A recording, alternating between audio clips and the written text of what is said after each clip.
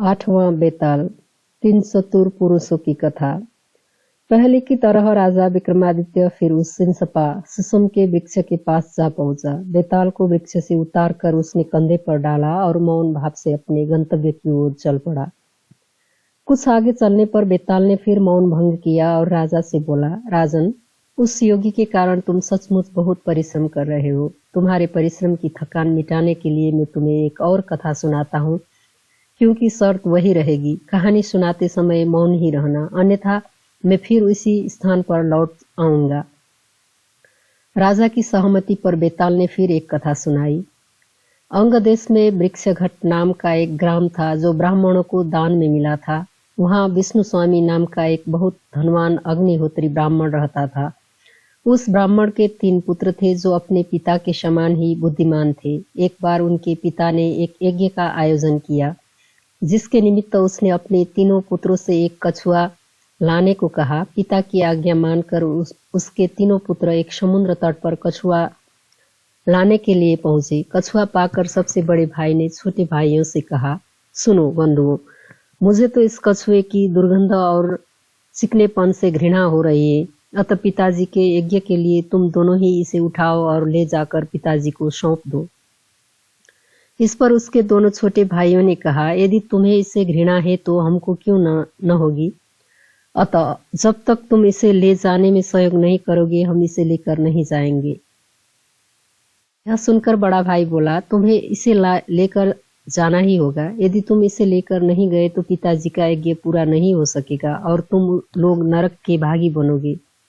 बड़े भाई के मुख से यह बात सुनकर उसके दोनों छोटे भाई हंसे और बोले, भैया, तुम हमें धर्म का ज्ञान कराते हो। इस अवस्था में जो हमारा धर्म है तुम्हारा ही तो वही है। छोटे भाइयों की बात सुनकर बड़ा भाई कुछ क्रुद्ध हो गया और बोला, तुम लोग मेरी दक्षता नहीं जानते, इसलिए मैं किसी घृणित वस्तु को नहीं छू सकता। इस पर मझला भाई बोला, दक्षता की बात क्या करते हो, मैं भी कुछ कम नहीं, मैं तुमसे अधिक दक्ष हूँ। तब बड़े भाई ने कहा, यदि ऐसी बात है तो हम में से सबसे छोटा इस कछुए को लेकर चले। यह सुनकर सबसे छोटे की मुंह से तन गई, बोला, तुम दोनों ही मूर्ख हो, इसलिए मुझसे ऐसी आशा रखते हो। जानते नहीं कि मैं तुम दोनों से अधिक चतुर हूँ, मैं सह्यादक्ष हूँ। इस प्रकार वे तीनों भाई आपस में ही झगड़ने लगे और कछुए को छोड़कर अपने झगड़े के निपटारे हेतु उस प्रदेश के राजा के पास बिटंकपुर नामक उसके नगर की ओर चल पड़े। राजा के महल में अंदर गए और राजा को सारा वृतांत सुनाया। सुनकर राजा ने कहा, आप तीनों यहीं ठहरिए, मैं आप तीनों की परीक्षा लूंगा। भोजन के समय राजा ने उस तीनों को बतलाया और अपने रसोई को कहकर उनके सामने नाना प्रकार के व्यंजन परोसवाए। दोनों छोटे भाई तो उस स्वादिष्ट भोजन के खाने लगे, किंतु बड़ा भाई भोजन की उपेक्षा कर एक ओर मुंह बनाए बैठ रहा। उसने एक ग्रास भी मुंह में न डाला। जब राजा ने स्वयं उससे पूछा, आर्य, भोजन तो स्वादिष्ट और सुगंधित है, आप खाते क्यों नहीं?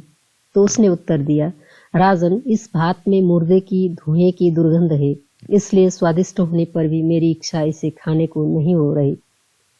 उसके ऐसा कहने पर राजाज्ञा से सब ने उस भात को सूंघने के बाद कहा, उत्तम कोटि का यह चावल बिल्कुल दोष रहित है, इसमें किसी प्रकार की गंध भी नहीं है। भोजन दक्ष बड़े भाई ने भी उसे नाक से सूंघा पर खाया नहीं। इस पर राजा ने उन चावलों के स्रोत का पता लगवाया कि वह कहाँ पैदा किए गए थे, तो पता चला कि चावल एक ऐसे खेत के थे जो शमशान के बिल्कुल पास था। भोजन दक्ष का कहना बिल्कुल सच था, शमशान में मुर्दे जलते ही है, उन्हीं के जलन के ही बदबू चावलों में बस गई थी। राजा भोजन दक्ष की योग्यता को मान गया। उसने अपने रसोई को दूसरा भोजन बनाकर लाने का आदेश दिया। भोजन के उपरांत राजा ने उन तीनों को अलग अलग कमरों में भेज दिया। फिर उसने नगर की एक गणिका को बुलवा भेजा। उस सर्वांग सुंदरी को अच्छी तरह सजा संवार कर राजा ने उस दूसरे नारी दक्ष ब्राह्मण के पास भेजा। पूर्णिमा के समान मुख वाली और काम को जगाने वाली वह स्त्री राजा के अनुचरों के साथ उस नारी दक्ष के शयन गृह में गई।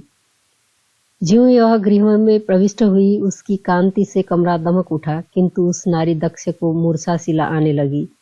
उसने अपनी नाक दबा ली और राजा के अनुचरों से कहा, इसे यहाँ से ले जाओ, नहीं तो मैं मर जाऊंगा, क्योंकि इसके भीतर से बकरी की दुर्गंध आ रही है। उसकी यह बातें सुनकर राजा के अनुचर उस घबराई हुई गणिका को राजा के पास ले गए और उससे सारा वृत्तांत कह सुनाया। राजा ने काल ही नारी दक्ष को बुलवाकर कहा, इस गणिका ने चंदन कपूर आदि उत्तम सुगंधियां लगा रखी है, जिनकी सुगंध चारों ओर फैल रही है। यह सजी संवरी है, फिर भला इसके शरीर से बकरी की गंध कैसे आ सकती है। राजा के ऐसा कहने पर भी जब नारी दक्ष ने यह बात नहीं मानी तो राजा सोच में पड़ गया। युक्तिपूर्वक उस गणिका से पूछताछ करने पर मालूम हुआ कि बचपन में उसकी माता तथा भाई के मरे जाने पर उसे बकरी का दूध पिलाकर पाला गया था। तब राजा नारी दक्ष की चतुराई पर बहुत विस्मित हुआ और उसकी प्रशंसा की। अनंतर उसने तीसरे ब्राह्मण को, जो सैया दक्ष था, उसकी इच्छा के अनुसार सैया दी। उस पलंग पर 7 गद्दे बिछे हुए थे। बहुमूल्य कक्ष में वह सैया दक्ष पलंग पर सोया, जिस पर धुली हुई और मुलायम चादर बिछी हुई थी। अभी रात आधी ही बीती थी कि वह नींद से जाग उठा और हाथ से बगल को दबाए हुए पीड़ा से कराने लगा। राजा के जो अनुचर वहां थे, उन्होंने देखा कि उसके शरीर में केस का एक गहरा और कठोर दाग बन गया है। अनुचर ने जब राजा से जाकर यह बात कही तो उसने कहा, तुम लोग जाकर देखो कि गद्दों के नीचे कुछ है या नहीं। उन लोगों ने एक एक गद्दे के नीचे देखा तो सबसे अंतिम गद्दे के नीचे पलंग पर एक केस पड़ा मिला। उसे लाकर जब राजा को दिखलाया गया तो साथ आए सैया दक्ष के अंग पर वैसे ही निशान देखकर राजा को विस्मय हुआ। राजा यह सोचकर बहुत देर तक आश्चर्य करता रहा कि 7 गद्दों के नीचे उसे केस का दाग सैया दक्ष के शरीर पर कैसे पड़ गया। इसी सोच विचार में किसी तरह उसने वह रात बिताई। दूसरे दिन राजा ने उन तीनों को उनकी अद्भुत चतुरता और सुकुमारता के लिए 3 लाख स्वर्ण मुद्राएं दी। तब वो तीनों सुखपूर्वक रहने लगे और कछुए को तथा पिता के यज्ञ में विघ्न पड़ने से जो पाप हुआ था उसको भूल गए। यह अद्भुत कथा सुनकर बेताल ने विक्रमादित्य से पूछा, राजन, पहले कहे गए मेरे साप को याद करते हुए अब तुम यह बताओ कि उन तीनों भोजन दक्ष, नारी दक्ष और सैया दक्ष में से कौन अधिक चतुर था। यह सुनते ही राजा ने बेताल को उत्तर दिया, बेताल, मैं उन तीनों में सैया दक्ष को ही श्रेष्ठ समझता हूँ, क्योंकि उसकी बात में कुछ छिपा ढका नहीं था।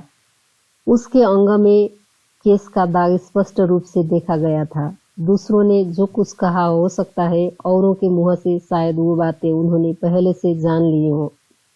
राजा के ऐसा कहने पर पहले की ही तरह वो बेताल उसके कंधे से उतरकर चला गया। राजा भी उसी तरह घबराए बिना उसके पीछे पीछे चल पड़ा।